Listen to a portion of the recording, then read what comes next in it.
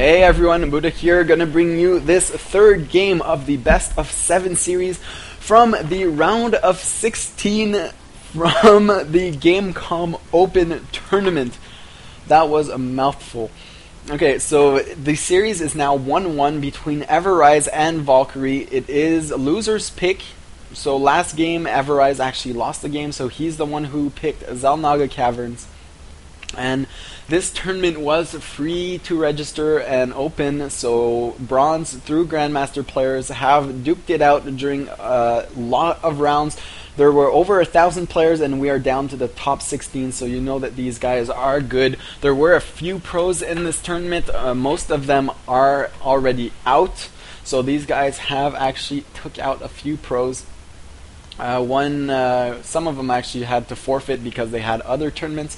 But nonetheless, we are in for a treat. This is the round of 16, a best of 7 series, and these players have really showed us what they are capable of in the 2 first games. Now, while we wait for this game to unfold, I will say that I am streaming these live for all you YouTube viewers. I am casting these live on my Justin TV account, so justin.tv/BuddhaZerg or twitch.tv/BuddhaZerg, whichever you prefer. And for all you live viewers, I am going to be uploading these to YouTube later on if you can't catch the final games. Now, again, a command center first for Everize. This is a weird choice because last game it didn't really work out for him. He really suffered a lot from that early aggression, and I mean, Valkyrie did scout it himself, so he might decide to just put down more aggression, or just expand himself. He could actually be very safe to expand on the low ground even, and that would give him the advantage. But he is going to be producing a Reaper, so that might actually do a lot of damage since there are no Marines and really nothing to defend at this point. A single Marine is out on the map, but they will collide. He will collide with another Marine. Which one is on A move? This is one epic duel from the Marines, and Everize's Marine is the weakest one. He will just run up here and come back to his base. Meanwhile, the Reaper is on the field, gonna go inside the main base, see what kind of damage it can do, and there are only 2 Marines here, so look for it to actually do a bit of damage. Still producing more Reapers, so that is interesting. By Valkyrie, he decides that he will put a lot more pressure here.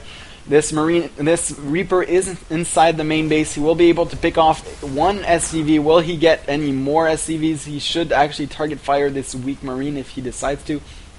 Wisely not engaging them, and if he's not careful, he might actually lose this Reaper. You don't want to lose it, and he does lose it, but he manages to kill 2 SCVs. Not worth it though. These Reapers are so expensive. And I mean, if he could have just saved it, he could have regrouped with this second Reaper and done a lot more damage. Because Reapers are actually fairly good against Marines. If you don't just take free shots like he did trying to kill an SCV. And really, if you can save your Reapers, you should, because while they're so expensive, might as well get as much use as you can. You shouldn't just sacrifice them to see what kind of kills you can get. And he runs up in the main base again, very safe here because there are no Marines. He does get 1 SCV kill, gonna get a second one, being chased away, taking a bit of damage here.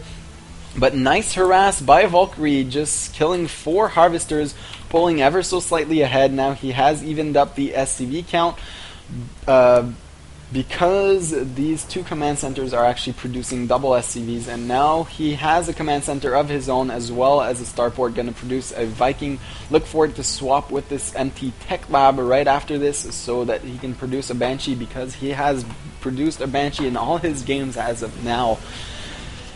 This barracks is going to swap with, I believe, the starport, or maybe the factory if he's getting blue flame. He will swap with the factory because he is getting blue flame, so he will be pumping out a lot of Hellions.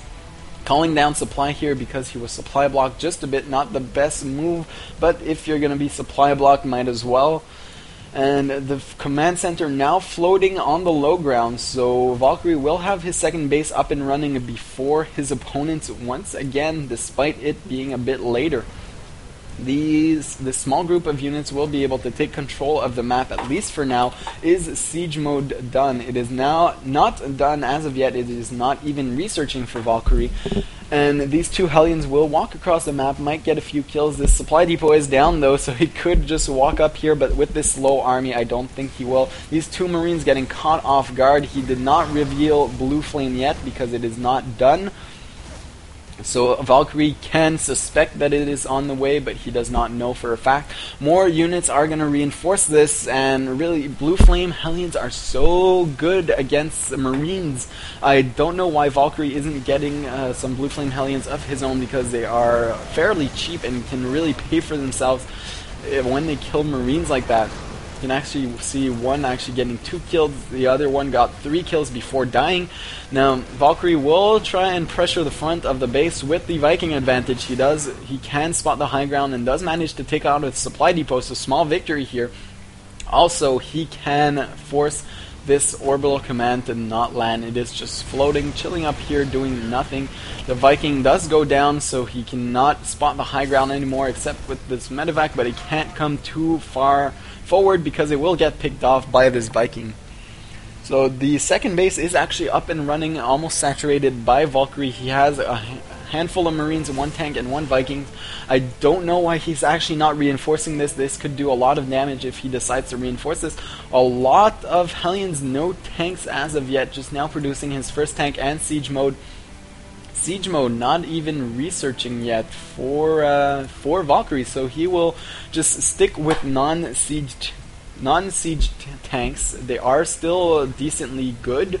These Hellions will try and make their way at the expansion. They might be able to do a lot of damage. 2 tanks are here though, and no siege mode means that these have to have a great position. And he is going to try and intercept these, killing 1 Hellion. These Hellions will sacrifice behind the mineral lines, see what kind of kills they can get. These SCVs are all clumped up and getting a lot of kills, as well as a mule kill. So nice little kills there by Everize, but losing 4 Hellions in the process. I don't think that it was worth it, only killing 6 Harvesters there for 4 Hellions. I mean, it is a lot less income, but those Hellions are not free. 4 Hellions is 400 minerals, and it is fairly easy to reproduce those SCVs with 2 command centers. You can actually see that they are almost even on Harvesters. And with those 2 mules, 4 SCVs don't do that much of a difference. And actually, Valkyrie's army is looking pretty decent here. He has 2 tanks positioned back here. Will be able to surprise these Hellions, losing 1. Gonna lose the second one, not gonna do any damage because